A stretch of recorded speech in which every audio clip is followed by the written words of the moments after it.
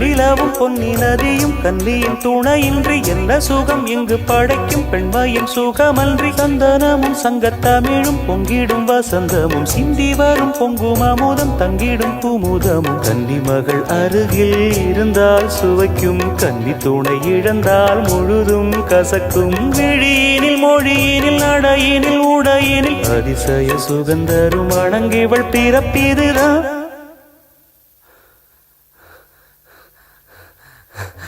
மண்ணில் இந்த காதலன்றி